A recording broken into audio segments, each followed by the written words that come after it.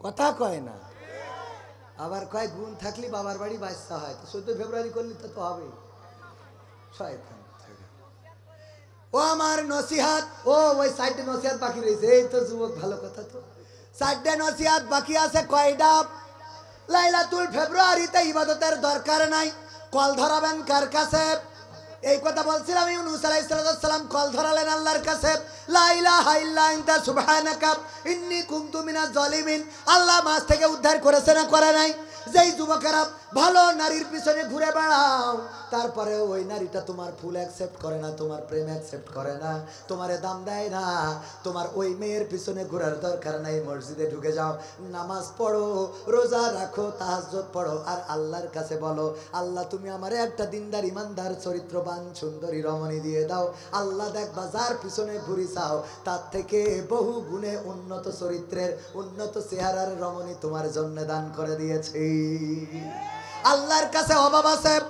আর তুমি যেই চেহারাটা পছন্দ করো, যার বিভিন্ন জায়গা থেকে পাগল হয়েছ, ওগো আমার ভাইয়েরা, ওই চেহারাটা চিরদিন নাও থাকতে পারে, ওই চেহারার মধ্যে পোকা পড়ে যেতে পারে, ওই চেহারার মধ্যে ব্লাস্ট ক্যান্সার হতে পারে।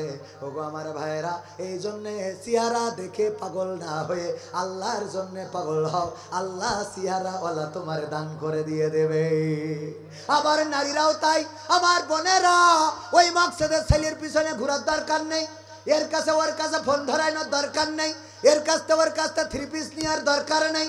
শুধুমাত্র আল্লাহর কাছে সিজদায় পড়ে যান, নিজে পর্দা করেন, চরিত্র ঠিক রাখেন, আল্লাহর হুকুম আহকাম মেনে চলেন। আল্লাহ রব্বুল আলামিন দেখবেন আপনার এমন একজন পাত্র দিয়েছে, যেই পাত্র নেককার, ইমানদার, দিনদার, সচ্চরিত্রের। এমন পাত্র আল্লাহ আপনার জন্য দিতে পারে না, পারে না? আর যুবকেরাও ভালো মানুষ হতে হবে। নসিহার মধ্যে একটা বলেছি, নামাজ কাজা করা যাবে।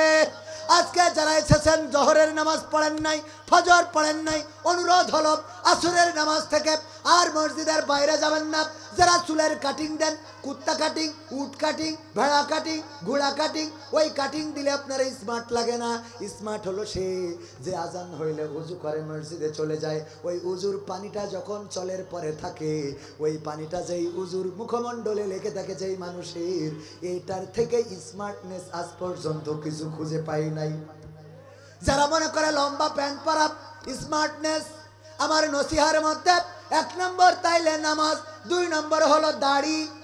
চাচা যাবে, কথা কয় না, দাড়িটারে সংরক্ষণ করবেন।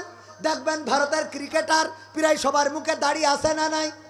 ওরাও বুঝতে পেরেছে দাড়ি একটা স্মার্টনেস, ওটা ধর্মীয় বিধান না, কিন্তু এটা একটা স্মার্টনেস। পয়লা বুঝেছিল রবীন্দ্রনাথ ঠাকুর, কিন্তু ওই স্মার্টনেস যেন মুসলমানদের সাথে মিল না থেকে যায়, এই জন্য গোপটাও রেখে দিয়েছিল। যদি গোপটা কাটতো তাহলে আরো সুন্দর লাগতো না, লাগতো না? সুন্দর লাগতো। ভাইয়েরা আমার, এই দাড়ি হলো একটা স্মার্টনেস। এগুলো আপনার মুখে থাকলে সুন্দর দেখা যায়, আপনার সৌন্দর্য বাড়ে। আপনি 1টা মাস পরীক্ষামূলক ভাবে দাড়ি রেখে দেখবেন, 1 মাস পরে যদি দাড়িটা কেটে ফেলেন, দেখবেন আপনার কুত্তা কুত্তা লাগে, মুসি মুসি লাগবে। দেখবেন দাড়ি 1 মাস রেখে দেখেন, আপনারই খারাপ লাগবে। রাখেননি বলে মনে করেন, তাই না ভাই? দাড়ি রাখিছেন না? হ্যাঁ, আলহামদুলিল্লাহ, আল্লাহ কবুল করুন। মাহফিল কমিটি নামাজি হইতে হবে, মাহফিল কমিটি দাড়িওয়ালা হইতে হবে, মাহফিল কমিটি কোরআন জানা শিখতে হবে, মাহফিল কমিটি কোরআন পড়া শিখতে হবে। যদি মাহফিল কমিটি এই কাজ না করে, আমরা ওয়াজ করি, ওই যে বলেছি, টাকা হবে, আনন্দ পাবেন, কমিটিরও স্বার্থ হবে, কিন্তু হেদায়েত হবে না। কারণ হেদায়েত তো 3 জনেরই নেই, কথা কয় না। এজন্য হিদায়েত উভয়ের থাকার দরকার।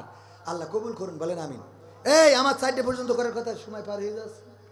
কি হবে বেঁচে থেকে? ও নসিহাটা করে দিই না, আবার চলে আসলে হবে না। তাহলে কয় নম্বর গেছে? 2 নম্বর, দাড়ি সংরক্ষণ করতে হবে। রাজি আছেন? দাড়িটারে সংরক্ষণ